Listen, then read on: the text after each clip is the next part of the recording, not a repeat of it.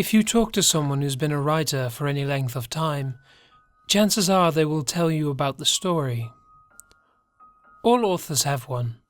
You see, there are stories that we create, stories that we think up and plot out and control.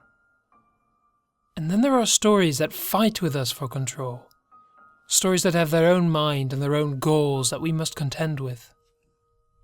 But the story represents the one time that the author completely loses control over the creation, where the story is already a living thing, bleeding from the author's veins through their pen.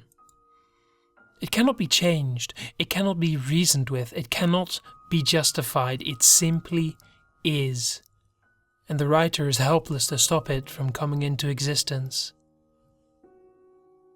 You'll know when you find the story. It enslaves you, grabs hold of your mind in a death grip.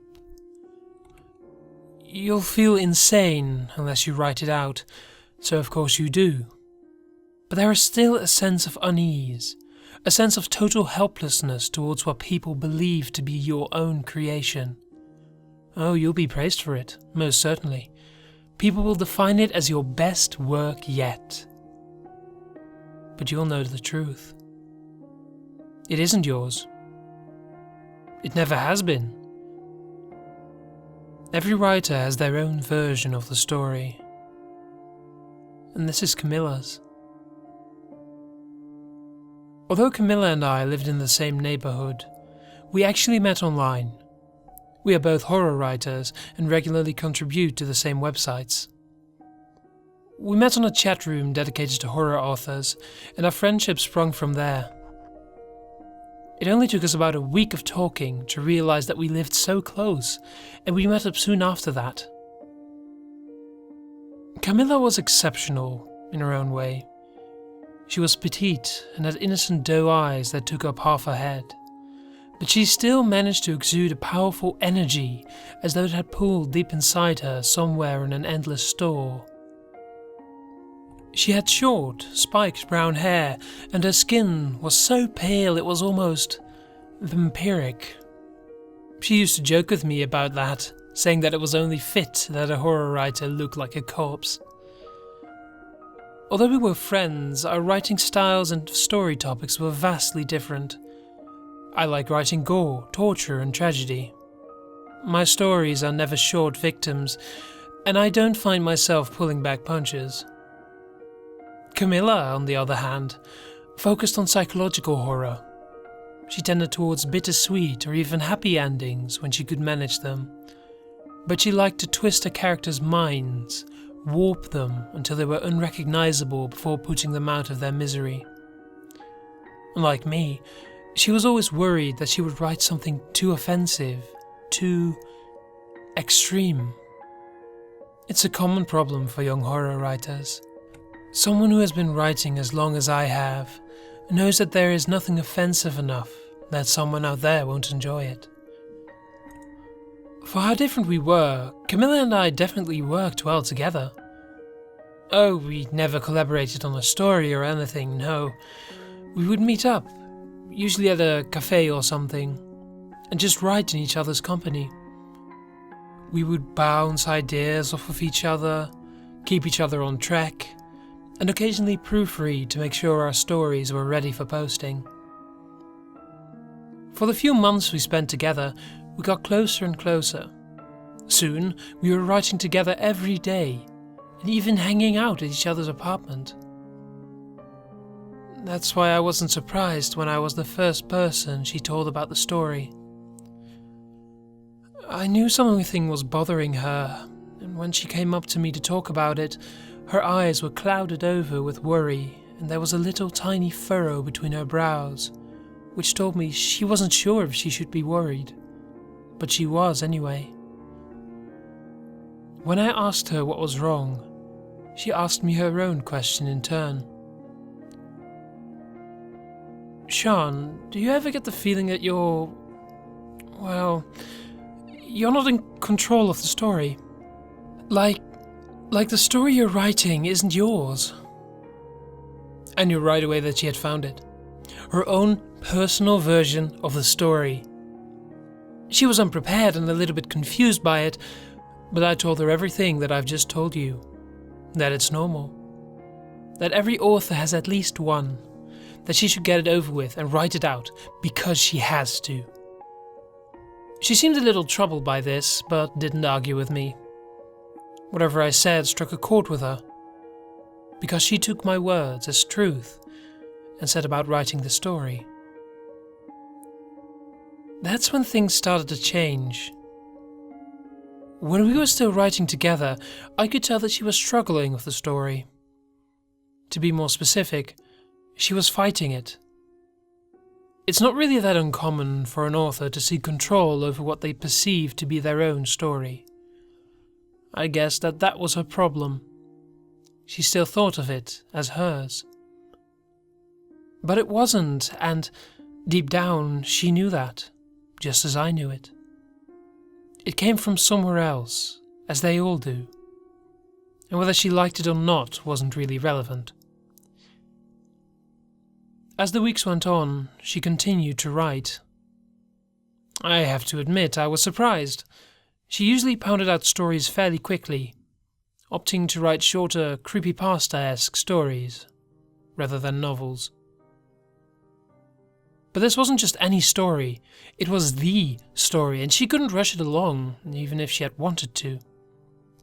And as the weeks went on, and she began to grow gaunt, I got the feeling that she really wanted to.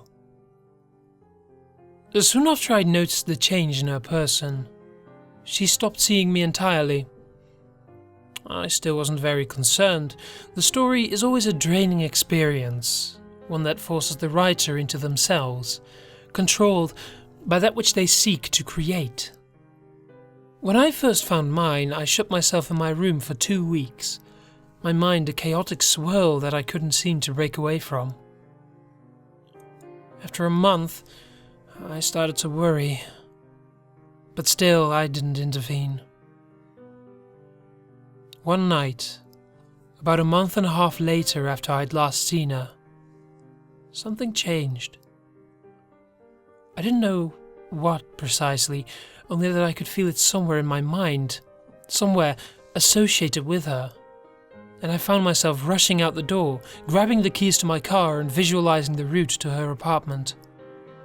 Figures that I wouldn't sense it until it was too late. She didn't answer when I knocked, but the door was unlocked, so I decided to let myself in. It was trespassing, sure, but I couldn't get rid of the nagging feeling that something was terribly wrong. As much as I'd like to remember Camila the way she was, spunky, bright, and strangely optimistic for a horror writer, I can't scrub that final image she presented from my brain. Whenever I hear her name, this is what I'll think of, regardless of the pain it brings me. If I hadn't known what to look for, I wouldn't have known it was her.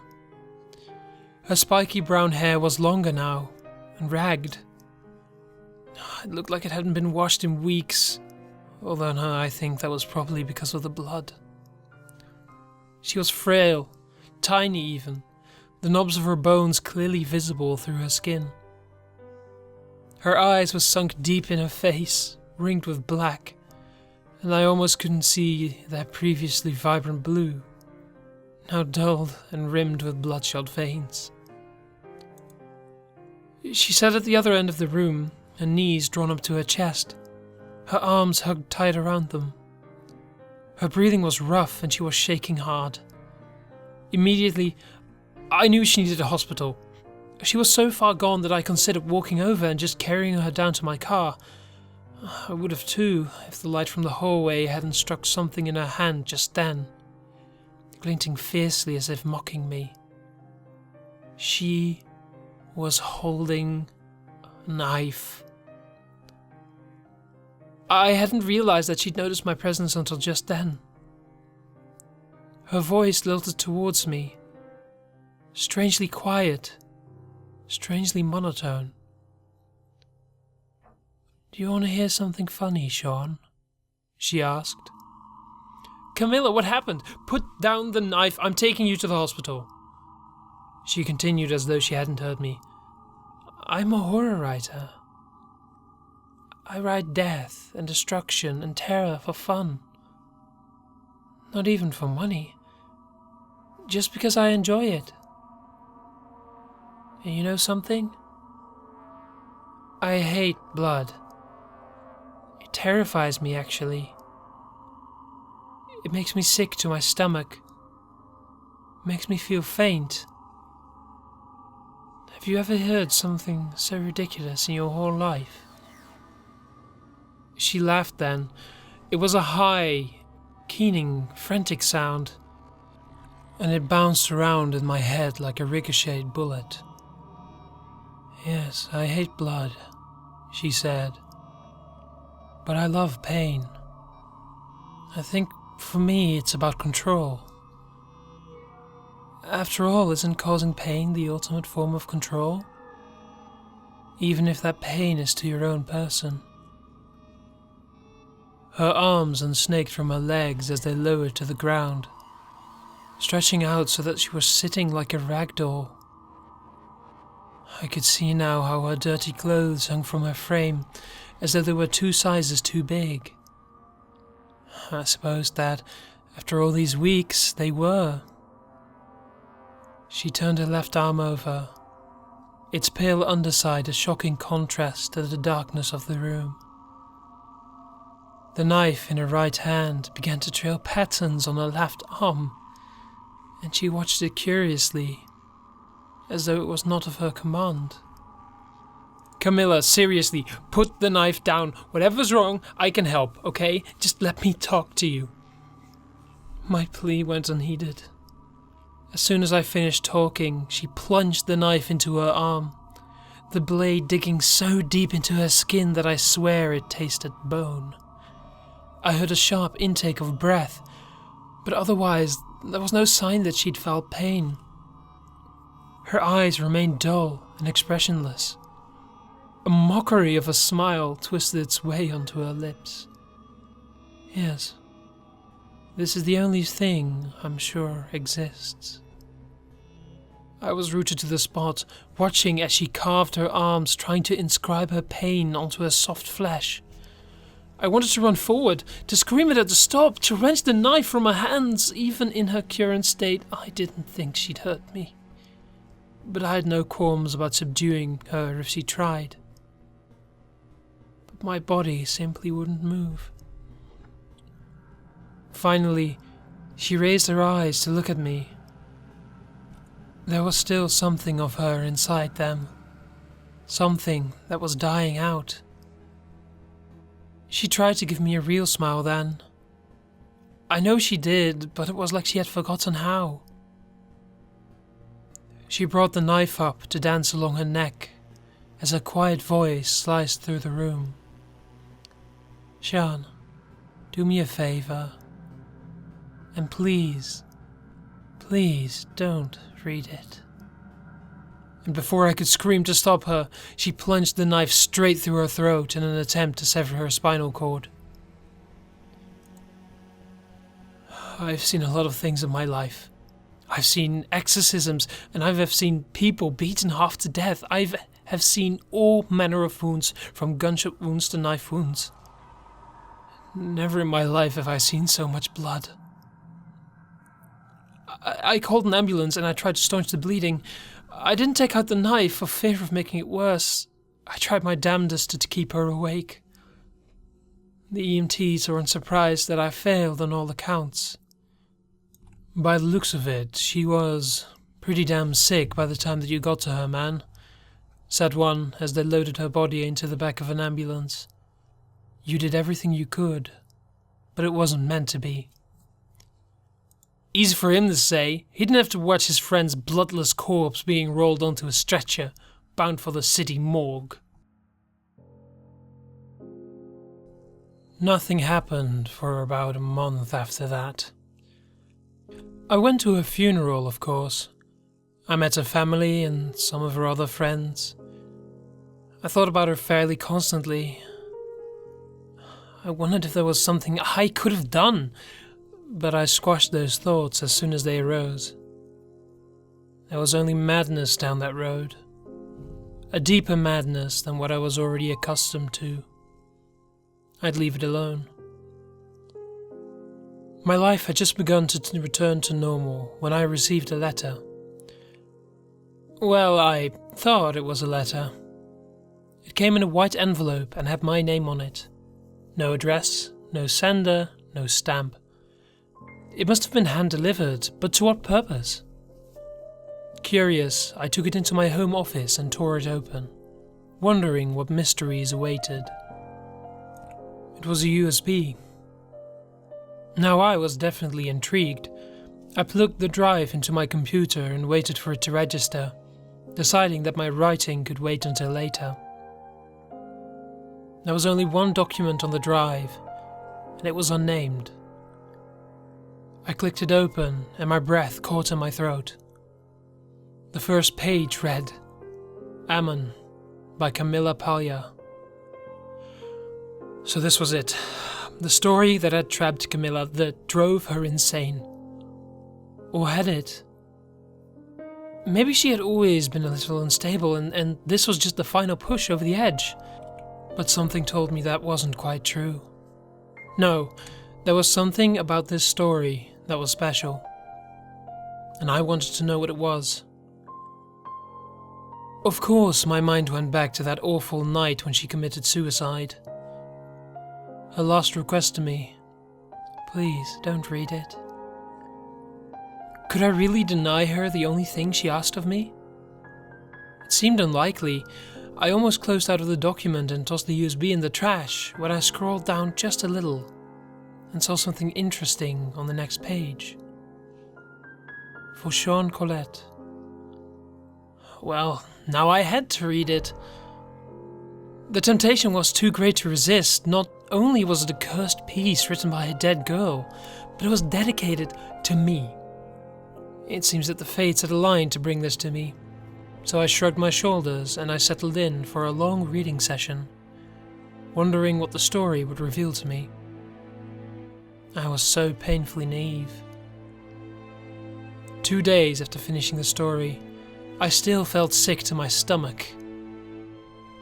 I'm not an easy person to scare or disgust. No horror writer is. But that story, god damn it got to me, and I haven't been able to get it out ever since. It wormed its way inside me and it's been draining my energy like a parasite. She must really have been sick to write it, I decided. Sick, and I didn't want to know with what.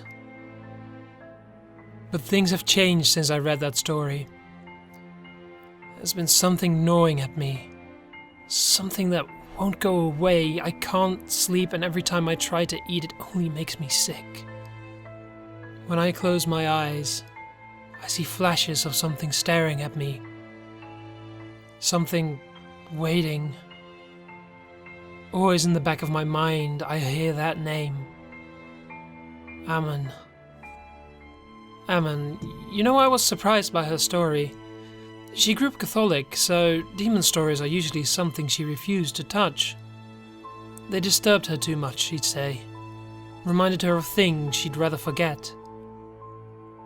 I never pried, but now I wish I had. The first demon story she ever wrote, and it killed her. And you know something? Since I read it, a story has been forming in my mind as well. It's slowly coming to the surface of my consciousness, stealing away my energy and forcing me to look in towards myself. It's just like the story, but it feels more sinister. It has its own agenda, of course, but now I feel that I have to question it. My hand is itching to pick up a pen and write, but I'm resisting it as best I can. I have to, because the story killed her. And I think it's gonna kill me next.